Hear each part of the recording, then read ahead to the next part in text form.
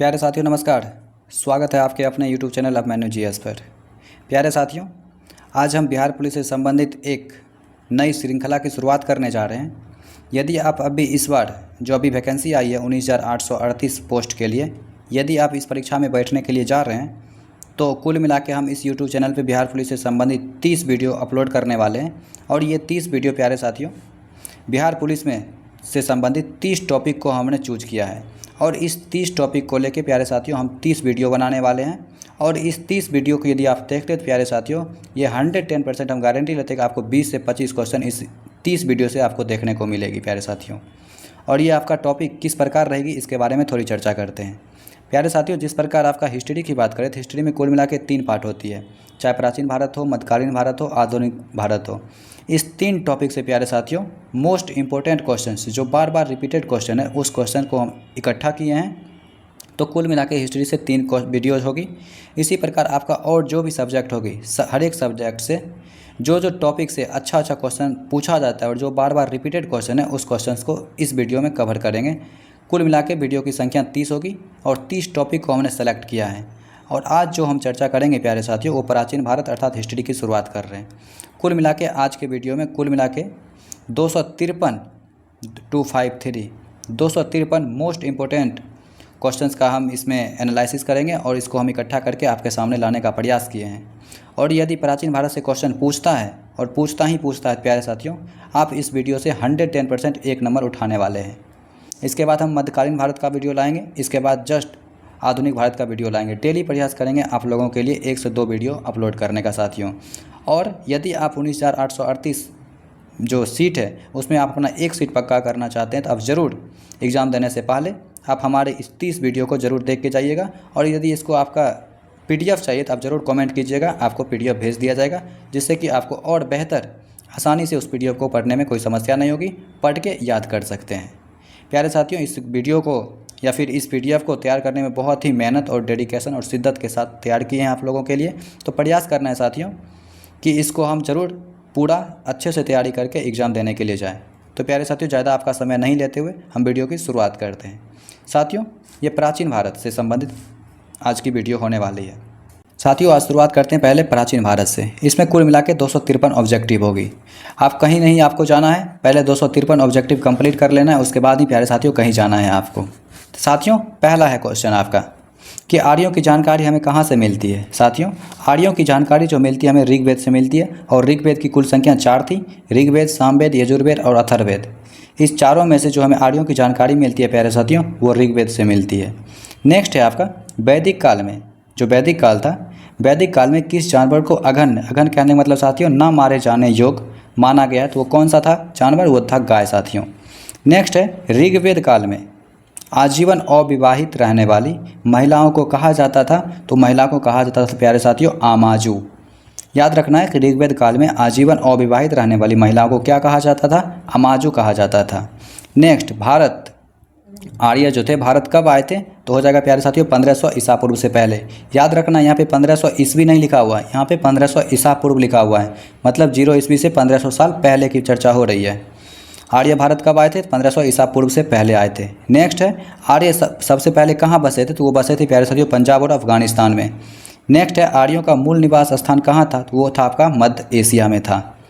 आर्यों का मुख्य व्यवसाय क्या था, पशुपालन और कृषि था साथियों।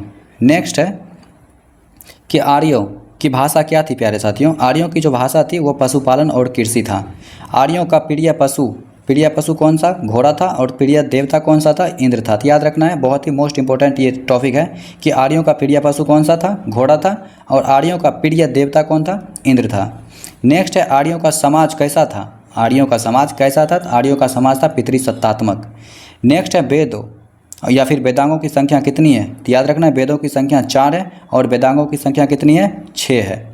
नेक्स्ट, सबसे प्राचीन वेद कौन सा है, अभी जस्ट चर्चा किए थे, सबसे प्राचीन वेद जो है वो ऋग्वेद है। और ऋग्वेद में सूक्तों की संख्या कितनी है प्यारे साथियों, 1028 है।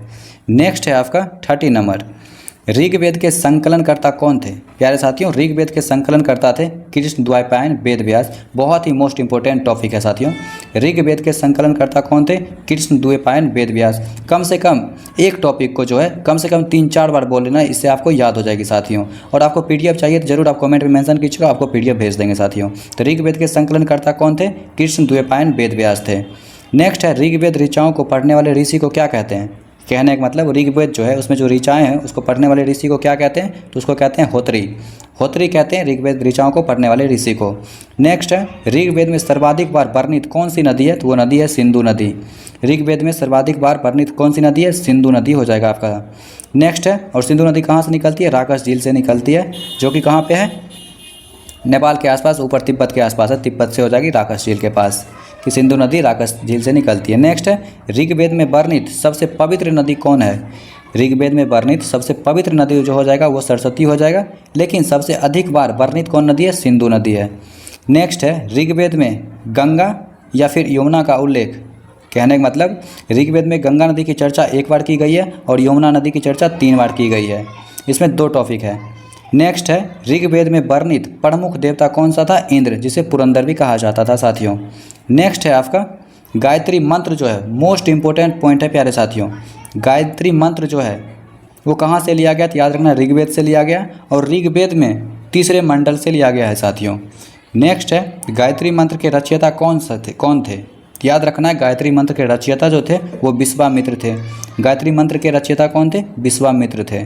नेक्स्ट है आपका, गायत्री मंत्र समर्पित है, जो गायत्री मंत्र है वो समर्पित है किसके लिए? तो सूर्य देवता सावित्री को। किसको समर्पित है? सूर्य देवता सावित्री को। नेक्स्ट है, 8वें मंडल को ऋषियों ने कहा है, क्या कहा है? 8वें मंडल को ऋषियों ने क्या कहा है? तो खील कहा है। सोम देवता को समर्पित मंडल कौन है? तो वो नमा मंडल है। ये सब चर्चा भी ऋग्वेद की हो रही है। नेक्स्ट है कि ऋग्वेद में सबसे बाद जो निर्मित मंडल है वो कौन सा था? तो वो 10वां था। याद रखना है, ऋग्वेद में सबसे बाद निर्मित मंडल कौन सा है? 10वां मंडल है। नेक्स्ट है, गोस शब्द की उत्पत्ति जो हुई है कहाँ से हुई है? तो वो उत्तर वैदिक काल में हुई है। मतलब गोस शब्द की उत्पत्ति कब हुई है? तो उत्तर वैदिक काल में हुई है। नेक्स्ट है, उत्तर वैदिक काल के प्रमुख देवता कौन से थे? तो याद रखना है, प्रजापति। उत्तर वैदिक काल के प्रमुख देवता प्रजापति थे। नेक्स्ट है, गाय एवं पथ वाला वेद कौन सा है? जिसमें गाय और पथ वाला वेद की चर्चा क्या हो, कौन सा वेद है? तो उसका वो है यजुर्वेद। याद रखना है, गाय और पथ वाला वेद कौन सा है? यजुर्वेद है। नेक्स्ट है, यज्ञ संबंधी विधि विधान की चर्चा किस वेद में की गई है? तो यजुर्वेद में। याद रखना है साथियों, यज्ञ संबंधी विधि विधान की चर्चा जो है वो यजुर्वेद में किया गया है। तंत्र मंत्र जो भी होती है ये संग्रहित वेद कौन सा है? अथर्ववेद है। तंत्र मंत्र की चर्चा अथर्ववेद में किया गया है। यज्ञ संबंधी बात यजुर्वेद में किया गया है। और भारतीय संगीत का जनक किसे कहा जाता है? सामवेद को कहा जाता है। तो याद रखना है कि यज्ञ संबंधी जो भी चर्चा होगी यजुर्वेद में, तंत्र मंत्र जो होगी अथर्ववेद में, और भारतीय संगीत जो होगी संगीत संबंधी जो भी चर्चा होगी किस वेद में? सामवेद में होगी। नेक्स्ट है, सामवेद ऋग्वेद मंत्रों को उच्चारण करने वाले ऋषि क्या कहलाएं? कहने का मतलब जो सामवेद है उसका उच्चारण करने वाले ऋषि को कहते हैं उद्धाता। क्या कहते हैं? उद्धाता। सामवेद मंत्रों को उच्चारण करने वाले ऋषि उद्धाता, और ऋग्वेद को मंत्रों का उच्चारण करने वाला अधर्यु। ऋग्वेद को अधर्यु, सामवेद को उद्गाता। नेक्स्ट है, ऐत्रेय ब्राह्मण संबंधित है किससे? तो ऋग्वेद से। ऐत्रेय ब्राह्मण जो संबंधित है ऋग्वेद से, और पंचविश ब्राह्मण जो संबंधित है सामवेद से। याद रखना है, पंचविश संबंधित है सामवेद से, ऐत्रेय ब्राह्मण संबंधित है ऋग्वेद से। नेक्स्ट है, गौपद ब्राह्मण संबंधित किससे है? गौपद ब्राह्मण। याद रखना, 4-5 बार बोलना है साथियों, 110% आपको याद हो जाएगी। गौपद ब्राह्मण संबंधित है किससे? अथर्ववेद से। नेक्स्ट है, शतपथ ब्राह्मण संबंधित है किससे? यजुर्वेद से। शतपथ ब्राह्मण किससे संबंधित है? यजुर्वेद से। मोस्ट इसमें बहुत ही आपको कन्फ्यूजन होगी। शतपथ ब्राह्मण है यजुर्वेद से, गौपद ब्राह्मण है अथर्ववेद से, पंचविश ब्राह्मण संबंधित है सामवेद से, ऐत्रेय ब्राह्मण संबंध है ऋग्वेद से। तो याद रखना है, ऋग्वेद, सामवेद, यजुर्वेद, अथर्ववेद सब याद रखना है। नेक्स्ट है, पुराणों जिसकी कुल संख्या कितनी है? 18 का अध्ययन करने वाले प्रथम मुस्लिम कौन थे? याद रखना है, अल-बरूनी। मोस्ट इंपॉर्टेंट पॉइंट है साथियों। पुराणों की कुल संख्या 18 और पुराणों का अध्ययन करने वाले प्रथम मुस्लिम कौन थे? अल-बरूनी थे। नेक्स्ट है, पुराणों के संकलनकर्ता कौन थे? तो लोमहर्ष एवं उग्रशर्वा था। पुराणों के संकलनकर्ता कौन है जिसकी संख्या 18 है? पुराणों के संकलनकर्ता कौन है? तो लोमहर्ष एवं उग्रशर्वा था। नेक्स्ट, सबसे प्राचीन पुराण कौन है? तो मत्स्य पुराण। सबसे प्राचीन पुराण मत्स्य पुराण। मौर्य वंश की जानकारी किस पुराण से मिलती है? तो याद रखना है विष्णु पुराण से। मोस्ट इंपॉर्टेंट पॉइंट है। मौर्य वंश की जानकारी किससे? मौर्य वंश की जानकारी किससे मिलती है? विष्णु पुराण से। 40 नंबर, सातवाहन वंश की जानकारी मत्स्य पुराण से। सातवाहन वंश की जानकारी मत्स्य पुराण से। यदु वंश की जानकारी वायु पुराण से। यदु वंश की जानकारी वायु पुराण से। नेक्स्ट है, उपनिषद विषय वस्तु है किसका? दर्शन का। याद रखना है, उपनिषद विषय वस्तु किसका है? दर्शन का। दर्शनों में सर्वाधिक प्राचीन कौन सा दर्शन है? तो याद रखना सांख्य दर्शन। और न्याय और सांख्य के प्रवर्तक, मतलब न्याय दर्शन के प्रवर्तक गौतम और सांख्य दर्शन के प्रवर्तक कपिल हो जाएगा। इसमें 2 पॉइंट है। उसी तरह योग दर्शन के प्रवर्तक पतंजलि और मीमांसा दर्शक के प्रवर्तक जैमिनी। इसमें कुल 4 पॉइंट है। पहला, न्याय दर्शन के प्रवर्तक गौतम, सांख्य दर्शक के प्रवर्तक कपिल हो जाएगा। उसी प्रकार योग दर्शन के प्रवर्तक पतंजलि और मीमांसा दर्शन के प्रवर्तक जैमिनी हो जाएगा। ब्राह्मण ग्रंथ किनसे संबंधित है साथियों? जो ब्राह्मण ग्रंथ है वो संबंधित है काठकांग से। उपनिषद की कुल संख्या 108 है। नेक्स्ट है, बहुत ही मोस्ट इंपॉर्टेंट टॉपिक है प्यारे साथियों। ये अभी 18 एक्साइज पोस्ट वाला वैकेंसी आया था, उसमें पूछा गया प्रश्न सत्यमेव जयते किससे लिया गया है? मुंडको उपनिषद से लिया गया है।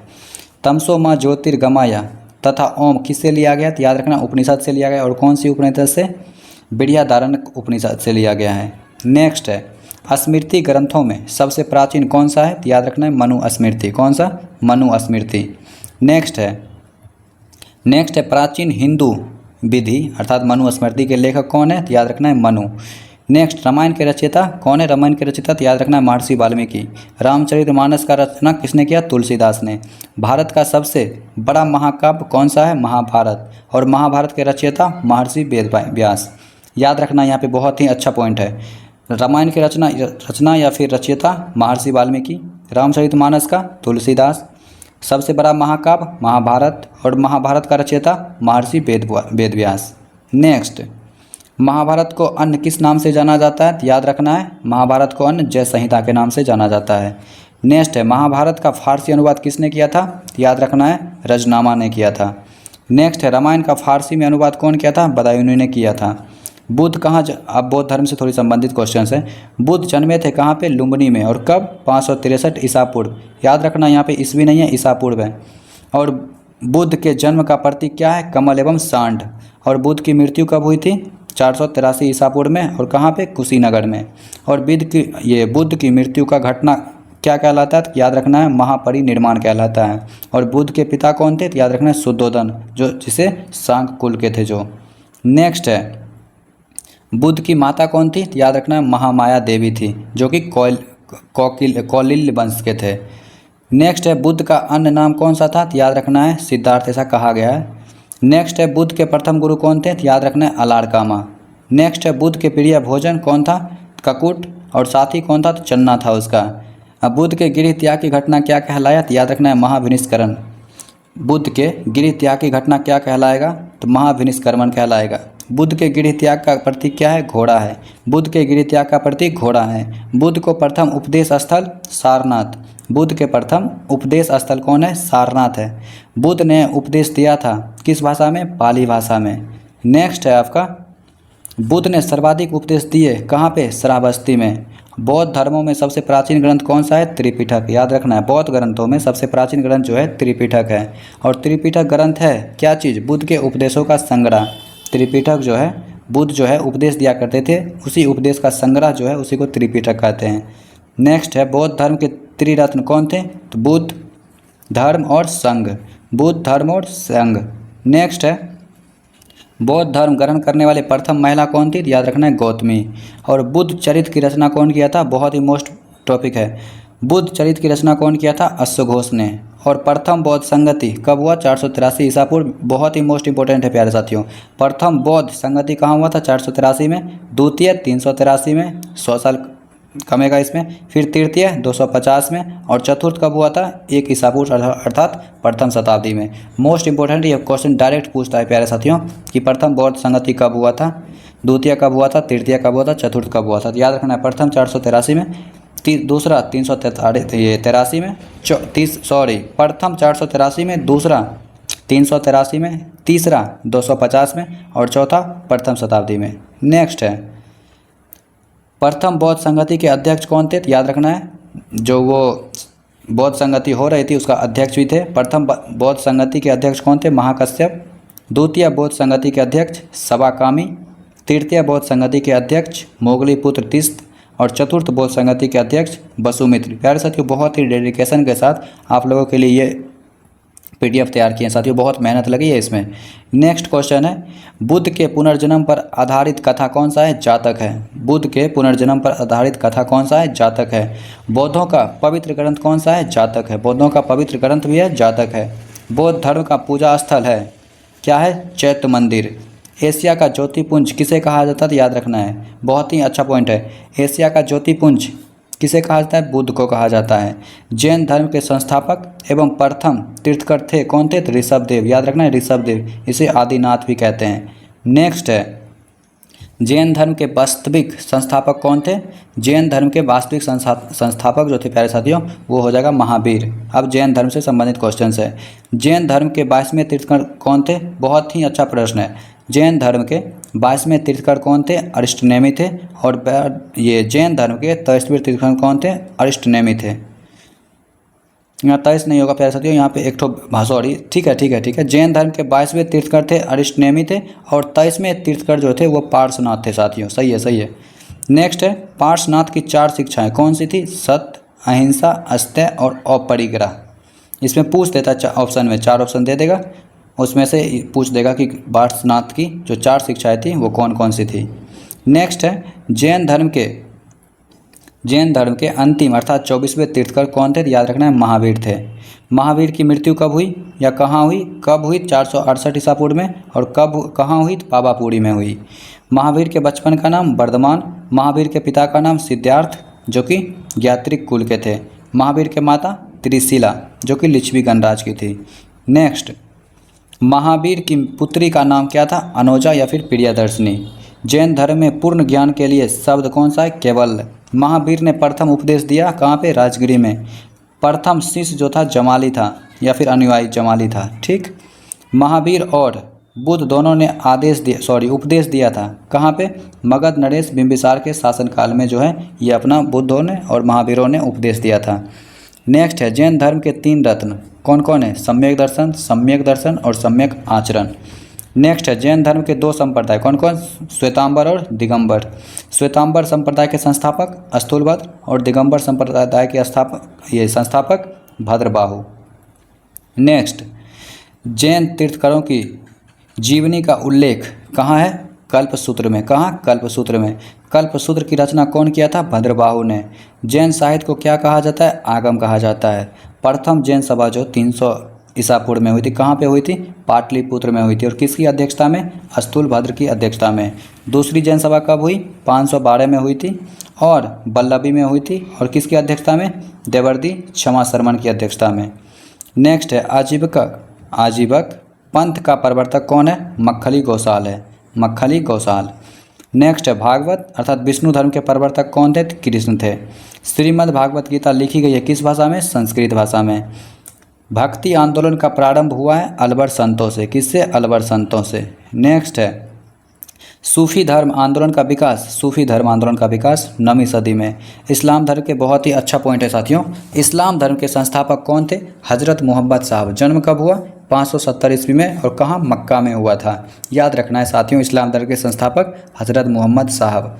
हजरत मोहम्मद साहब को ज्ञान की प्राप्ति हुई थी 610 ईस्वी में। कहाँ पे? हीरा नामक गुफा में हुई थी। हिजरी संवत की शुरुआत कब हुई? तो 622 में हुई थी। और मोहम्मद साहब की मृत्यु 632 ईस्वी में हुई थी मदीना में। ठीक, नेक्स्ट है इस्लाम धर्म जो है इसका पवित्र ग्रंथ कौन सा है? तो कुरान है। और ईसाई धर्म का संस्थापक ईसा मसीह।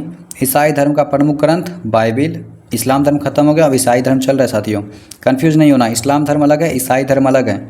ईसाई धर्म के संस्थापक आपका ईसा मसीह। ईसाई धर्म का प्रमुख ग्रंथ बाइबिल। ईसा मसीह का जन्म 4 ईस्वी पूर्व में बेथलेहम में हुए थे। नेक्स्ट है ईसा मसीह को सूली पर कब चढ़ाया गया था? तो याद रखना है 33 ईस्वी में रोमन गवर्नर पोर्टियंस के द्वारा। उसके बाद अब आ गया पारसी धर्म। पारसी धर्म के संस्थापक कौन था? पैगंबर जरतुरुस्त। पारसियों का धार्मिक ग्रंथ हो जाएगा जैत अवेस्था। नेक्स्ट, 16 महाजनपदों की सूची मिलती है कहाँ पे? बौद्ध ग्रंथ में मिलती है और अंगुत्तर निकाय एवं जैन धर्म। कहने का मतलब 16 महाजनपद की सूची हमें मिलती है कहाँ कहाँ? बौद्ध धर्म में मिलती है, जैन धर्म में मिलती है। बौद्ध धर्म में मिलती है अंगुत्तर निकाय में और जैन धर्म में मिलती है भगवती सूत्र में। नेक्स्ट है अवंती की राजधानी उज्जैन। इसमें दो दो एक साथ ज्वाइंट कर दिए साथियों, ताकि अदरवाइज बहुत टॉपिक हो जाता है क्वेश्चंस। अवंती की राजधानी उज्जैन, अवंती याद रखना है, महाजनपद से भी एक प्रश्न पूछा ही जाता है साथियों। यदि महाजनपद से क्वेश्चन रहा तो इसी से रहेगा। अवंती की राजधानी उज्जैन, अवंती की राजधानी उज्जैन, अंग की राजधानी चंपा, कौशल की राजधानी श्रावस्ती, मल की राजधानी कुशीनगर, वत्स की राजधानी हो जाएगा कौशाम्बी, वत्स की राजधानी कौशाम्बी, सूरसेन की राजधानी मथुरा, बज्जी की राजधानी वैशाली, गांधार की राजधानी तक्षशिला। नेक्स्ट है मगध का सबसे प्राचीन वंश और संस्थापक कौन है? याद रखना, मगध का सबसे प्राचीन वंश जो है वीर्यद्रथ है और इसका संस्थापक जो है वीर्यद्रथ ही है, लेकिन वास्तविक संस्थापक जो है बिंबिसार है साथियों। नेक्स्ट, मगध की प्रथम राजधानी कहाँ है? गिरिब्रज है, जिसे राजगिरी भी कहते हैं। हर्यक वंश का संस्थापक बिंबिसार, बिंबिसार की हत्या कौन किया? अजातशत्रु ने किया। और पाटलिपुत्र बसा है कहाँ पे? गंगा सोन के संगम पे। हर्यक वंश का अंतिम राजा कौन था साथियों? नागदशक था। और शिशुनाग वंश का संस्थापक कौन है? शिशुनाग ही है। नंद वंश का संस्थापक महापद्म नंद है। नेक्स्ट है नंद वंश का संस्थापक महापद्म नंद। नंद वंश का अंतिम शासक कौन हुआ था साथियों? तो वो हो जाएगा घनानंद। अष्टाध्यायी प्रसिद्ध कृति है किस चीज़ की? पाणिनि की। भारत पर प्रथम आक्रमण किया था किसने? ईरानियों ने। नेक्स्ट है भारत पर प्रथम सफल आक्रमण कौन किया था? डेरियस प्रथम या फिर दारा प्रथम ने। कब? 516 ईस्वी पूर्व में। भारत पर आक्रमण करने वाला पहला यूनानी कौन था? तो वो था सिकंदर 326 ईसा पूर्व में। सिकंदर का पिता जो था फिलिप था, उसका जन्म कब हुआ? तो 356 ईसा पूर्व में। घनानंद समकालीन था किसके समकालीन? सिकंदर के। सिकंदर की मृत्यु कब हुई? 323 ईसा पूर्व में। कहाँ? बेबीलोन में। सिकंदर जो था अर्थात इसको ये सेल्यूकस निकेटर भी कहा जाता था। सॉरी सेल्यूकस निकेटर जो था वो सिकंदर का सेनापति था। याद रखना, सॉरी दोस्तों, सेल्यूकस निकेटर जो था वो सिकंदर का सेनापति था साथियों। नेक्स्ट, सिकंदर और सिकंदर का गुरु अरस्तु का घोड़ा का क्या नाम था? कहने का मतलब सिकंदर का घोड़ा का क्या नाम था? बुकाफेला। याद रखना, बहुत ही अच्छा टॉपिक है। सिकंदर का घोड़ा कौन था? बुकाफेला था और सिकंदर का गुरु अरस्तु था। सिकंदर और पोरस के बीच युद्ध कहलाता है क्या? याद रखना है हाइडेपिज या फिर झेलम, ये जो है बिस्ता का युद्ध भी कहलाता है। दूसरा है नेक्स्ट है मौर्य वंश का संस्थापक चंद्रगुप्त मौर्य। मौर्य वंश का संस्थापक चंद्रगुप्त मौर्य। मौर्य वंश की प्रचलित मुद्रा थी क्या थी? पन। सुदर्शन झील का निर्माण कौन कराया? चंद्रगुप्त मौर्य ने। चंद्रगुप्त ने जैन धर्म की दीक्षा कहाँ से ली? भद्रबाहु से। नेक्स्ट, चंद्रगुप्त मौर्य के गुरु एवं महामंत्री कौन था? चाणक्य था। चाणक्य के अन्य नाम क्या क्या है? बहुत ही अच्छा पॉइंट है साथियों। चाणक्य के अन्य नाम विष्णुगुप्त और कौटिल्य था। विष्णुगुप्त और कौटिल्य था। कौटिल्य रचित अर्थशास्त्र, कहने का मतलब कौटिल्य के द्वारा जो रचना किया गया था अर्थशास्त्र, वो किससे संबंधित है? तो याद रखना, राजनीति अर्थात पॉलिटिक्स से। भारत का मैकियावेली, बहुत ही अच्छा पॉइंट है साथियों। भारत का मैकियावेली कहा जाता है चाणक्य को। भारत का मैकियावेली चाणक्य को कहा जाता है। मुद्रा राक्षक नाटक के रचयिता कौन है? तो विशाखा दत्त है। नेक्स्ट है चंद्रगुप्त मौर्य के दरबार में आने वाले प्रथम यूनानी कौन था? याद रखना, मेगास्थनीज। और इस मेगास्थनीज ने एक पुस्तक लिखा था, उस पुस्तक का नाम है इंडिका। नेक्स्ट है ये जो मेगास्थनीज था वो कौन था? याद रखना है सेल्यूकस निकेटर का राजदूत था। और सेल्यूकस को पराजित कौन किया था? याद रखना है चंद्रगुप्त मौर्य ने। कब? 305 ईस्वी पूर्व में। बहुत ही डेडिकेशन के साथ प्यारे दोस्तों ये टॉपिक तैयार किए हैं, आपको सीरीज बाय सीरीज आपको मिलते जाएगा। नेक्स्ट है चंद्रगुप्त मौर्य की मृत्यु कब हुई? 298 ईसा पूर्व में। चंद्रगुप्त का पुत्र या फिर उत्तराधारी कौन था? बिंदुसार था। अमित घात के रूप में प्रसिद्ध था कौन? बिंदुसार। डायमेकस भारत आया कब आया था? बिंदुसार के समय डायमेकस भारत आया था। नेक्स्ट है बिंदुसार अनुयायी था किसका? आजीवक संप्रदाय का। बिंदुसार का पुत्र या फिर उत्तराधारी कौन बना? अशोक बना। अशोक मगध की गद्दी पर कब बैठा? 269 ईसा पूर्व में बैठा था। नेक्स्ट प्रश्न है अशोक ने धम्म स्वीकार किया कब किया था? कलिंग युद्ध में। कलिंग युद्ध कब हुआ? 261 ईसा पूर्व में हुआ था। कहने का मतलब अशोक ने धम्म कब स्वीकार किया? कलिंग युद्ध के बाद। और कलिंग युद्ध कब हुआ था? 261 ईसा पूर्व में। याद रखना है साथियों।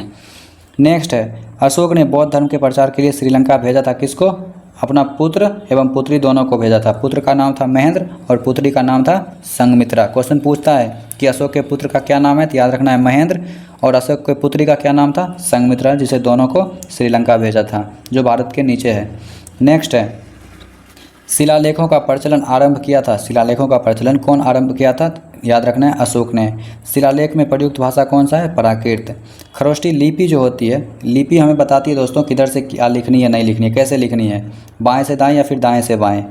खरोष्टी लिपि लिखी जाती है दाएं से बाएं, तो याद रखना है दाएं से बाएं खरोष्टी लिपि, और ब्राह्मी लिपि बाएं से दाएं लिखी जाती है। नेक्स्ट है, अशोक का सबसे लंबा स्तंभ लेख कौन है, तो याद रखना है 7वां। नेक्स्ट, अशोक के अभिलंब को सर्वप्रथम पढ़ा था, कहने का मतलब अशोक का जो अभिलेख था उसको सर्वप्रथम कौन पढ़ा था, याद रखना है जेम्स प्रिंसेप ने पढ़ा था। जेम्स प्रिंसेप ने, कब, 1837 ईस्वी में। नेक्स्ट, अशोक का नाम अशोक है, इस कहाँ कहाँ है, मौसकी में आंध्र प्रदेश में, एवं गुज्जर कहा जाता है मध्य प्रदेश में। नेक्स्ट, अभिलेखों में अशोक को कहा गया है, क्या कहा गया है, देवना प्रिय, अर्थात देवों का प्रिय अशोक को कहा गया है। अशोक ने स्वयं को मगध का सम्राट बताया, कहाँ, भाबरू शिलालेख में। भाबरू शिलालेख जो राजस्थान में है, इसमें अशोक ने अपने आप को मगध का सम्राट बताया था। नेक्स्ट, कलिंग युद्ध का वर्णन है कहाँ पे, 13वां शिलालेख में। सांची स्तूप जो कि मध्य प्रदेश का निर्माण है, किसने कराया था, अशोक ने।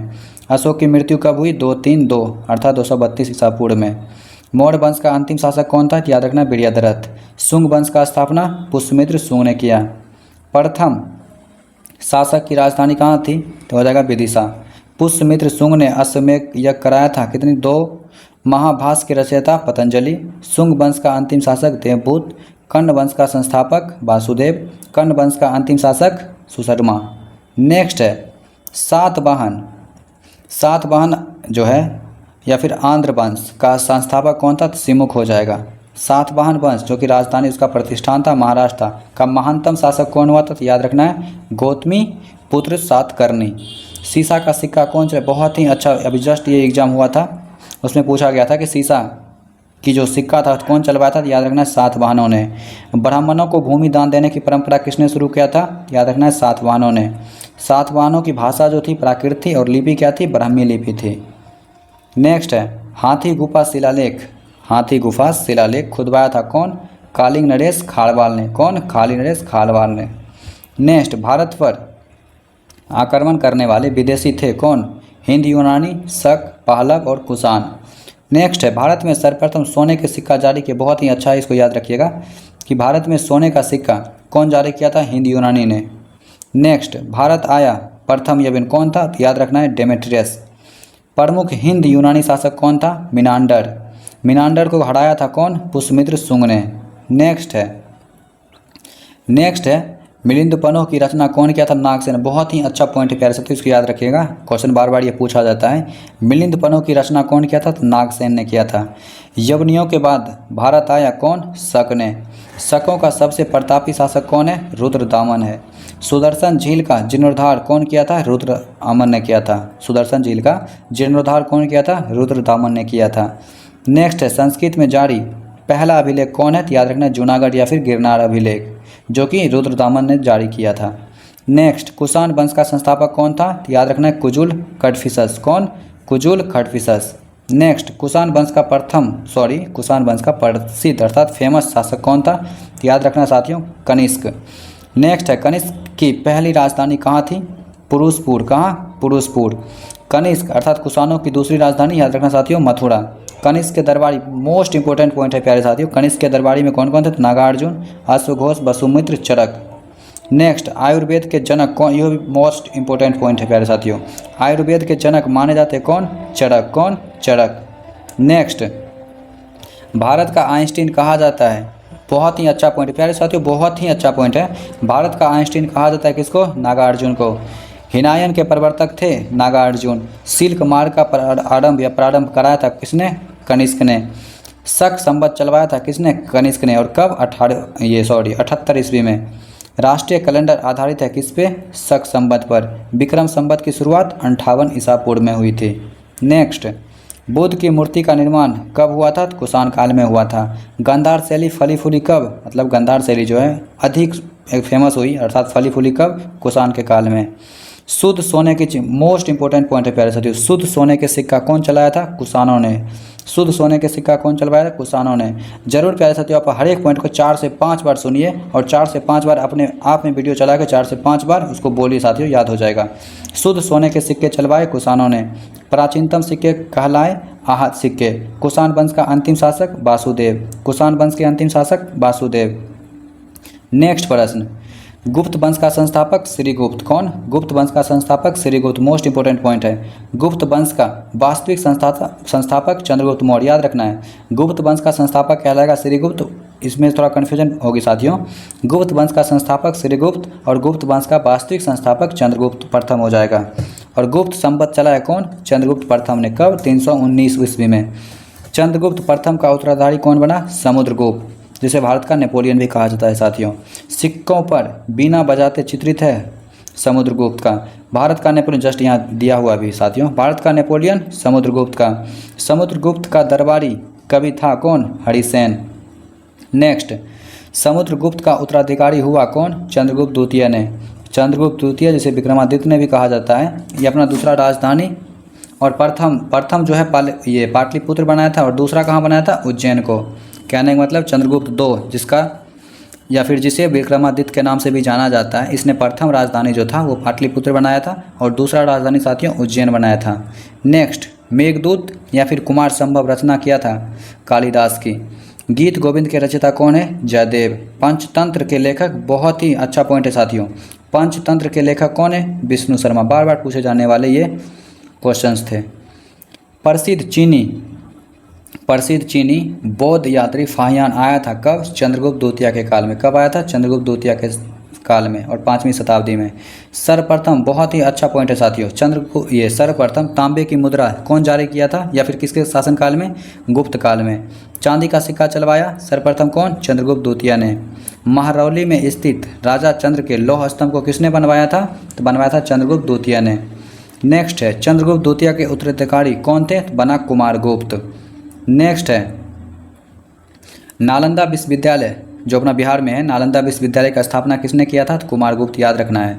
नालंदा विश्वविद्यालय का स्थापना कुमारगुप्त ने किया था और इसी नालंदा विश्वविद्यालय को ध्वस्त करने का काम कौन किया? बख्तियार खिलजी किया था। कौन? बख्तियार खिलजी किया था। और ये बख्तियार खिलजी कौन था? गौरी का प्यारे साथियों सेनापति था।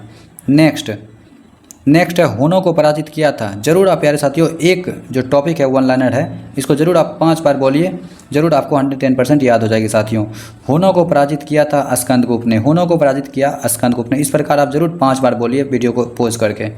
नेक्स्ट, गुप्त वंश का अंतिम शासक कौन है? विष्णुगुप्त। गुप्त वंश का अंतिम शासक विष्णुगुप्त। गुप्त काल की राजकीय भाषा थी संस्कृत, याद रखना है। गुप्त काल की राजकीय भाषा कौन थी? संस्कृत। गुप्त काल में भूमि राजस्व क्या था? उपज का 1/6। जितना उपजेगा उसका 1/6 होगा। अगर 60 मन उपजेगा तो 60/6 मतलब 10 मन राजस्व देगा। प्राचीन भारत का स्वर्ण युग क्या है? गुप्त काल। प्राचीन भारत का स्वर्ण युग गुप्त काल। मंदिर स्थापत्य की कला का जन्म कहाँ हुआ? गुप्त काल में। मंदिर स्थापित कला का जन्म कहाँ हुआ? गुप्त काल में। और गुप्तकालीन चांदी मुद्राएं क्या कहलाती थी? रूपक कहलाती थी। क्या कहलाती थी? रूपक। गुप्तकालीन चांदी मुद्राएं कहलाती थी क्या चीज़? रूपक। प्यारे साथियों, इस वीडियो में हम कुल मिला के 253 most one liner objective questions को एक जगह एकत्रित करके आप लोगों के लिए बड़ी मेहनत, शिद्दत, डेडिकेशन के साथ तैयार किए हैं। यदि प्रश्न बिहार पुलिस में प्राचीन भारत से रहेगी तो इसी 253 प्रश्न में आपको एक क्वेश्चन 110% प्यारे साथियों मिलेगी। और वीडियो जो होते ही अर्थात जब आपका एग्ज़ाम हो जाएगी तो उसके बाद हम आपको दिखाएंगे कि हमारे वीडियो से कौन कौन प्रश्न एग्जाम में लड़े थे साथियों। उस टाइम आपको एहसास होगी कि हाँ ज़रूर 110% इस वीडियो को देख के जाना चाहिए था। तो इस वीडियो में प्यारे साथियों यहीं तक। आने वाले नेक्स्ट वीडियो के लिए धन्यवाद। इसके जस्ट नेक्स्ट वीडियो प्यारे साथियों मेडिएवल हिस्ट्री से क्वेश्चन आएंगे। इसी प्रकार 100-200 के आसपास जो भी most important one liner questions बनेंगे उसको इकट्ठा करके आप लोगों के लिए वीडियो प्रोवाइड करेंगे। तो प्यारे साथियों ज़रूर आप 110% एक सीट पक्का करने के लिए पढ़ाई मेहनत जारी रखिए और ज़रूर आप अपना एक सीट पक्का कीजिए साथियों। इस वीडियो में यहीं तक। आने वाले साथियों नेक्स्ट वीडियो के लिए धन्यवाद। Thank you.